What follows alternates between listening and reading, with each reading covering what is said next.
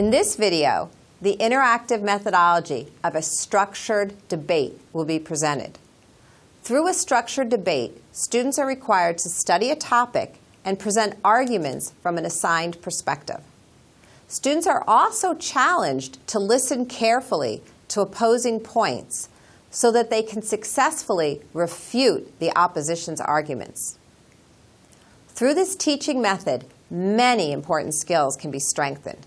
Students practice skills of research, identifying the most important points to defend a position, forming a coherent and persuasive argument with a limited time to present the case, critiquing an opposition position, and responding to criticisms in an informed and civil manner.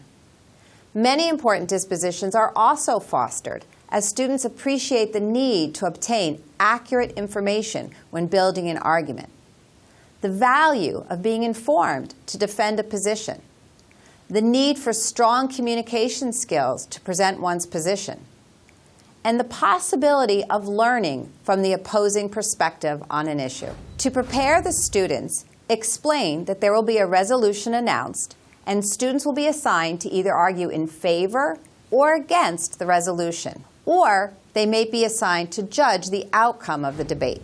Students will be divided into multiple teams to explore the issue under investigation from different perspectives and provide opportunities for all the students to have a role in the activity. The roles in the debate are typically 1. The affirmative team. This is the team which argues in favor of the resolution presented. 2. The negative team. They argue against the resolution. Each team may also be divided into a group that presents the initial arguments and a group that presents the rebuttal. The rebuttal is an opportunity to respond to the other team's arguments. The rebuttal team must be instructed to listen closely during the debate in order to critique the opposing team's arguments.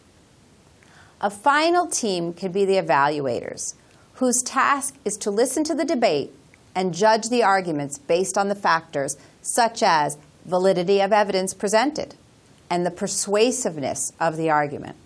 Ground rules for the debate should be established first. These rules should include 1. No name-calling, shouting, or personal criticisms. Only facts should be discussed in a civil manner.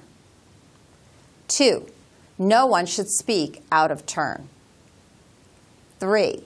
The decision of the evaluator should be based only on a presentation of information supported by facts and examples, not on personal views. Once the resolution has been introduced and students have been assigned their roles, students must be given time to prepare. Providing students with guidelines to prepare is important to the success of the debate. Students should be guided to develop 3 strong arguments to defend their position and support each argument with facts and examples. Typically, each side will be given 5 to 7 minutes to present their case, so students are encouraged to practice their presentation before the actual debate begins.